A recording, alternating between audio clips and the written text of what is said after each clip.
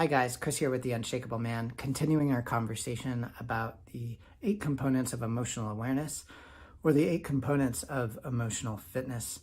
And today I want to talk about emotional differentiation. We just talked about emotional granularity, but for many men, as we come into a men's group, as we learn to arrive in this space, as we develop relational intimacy and trust of the structure within the space, we start to be able to open to the experience of coming into our bodies.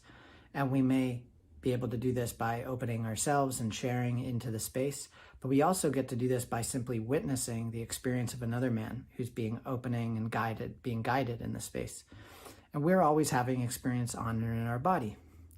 And so because outside of this space and the experience of our life as we've survived to get to where we are today, we may have been told, or indirectly or directly, that we weren't allowed to feel or allowed to be in our bodies. And so the experiences that we may have had have been labeled or described as I feel stuck, or I feel disconnected, or I feel angry, or I feel frustrated, or I'm unable to describe it.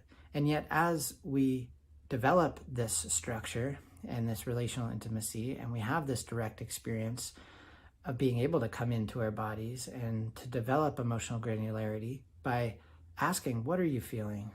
Where do you feel that on your body?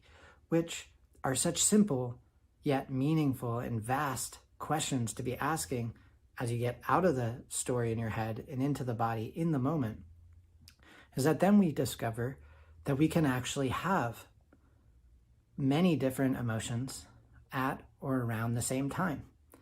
And that maybe when I'm checking in on the feeling or the emotion of sadness, and I'm noticing that I am sad and I'm allowing myself to be sad, that along with that, I feel joy.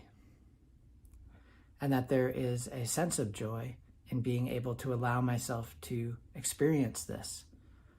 And so that in and of itself is a beautiful opening experience for many men as we attune and we become more sensitive and more tender and more powerful, which for, again, outside of these spaces, in the context of our life, for many men, those ways of being are not in alignment with what it means to be a man, because the culture of manhood outside of that space has told them to harden, to act tough, to be tough, to put on a mask.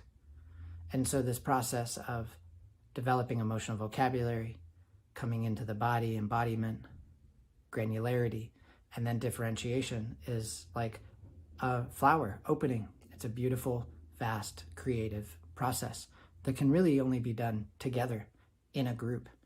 And in this context, a men's group. So that's it. Looking forward to hopefully seeing you in group.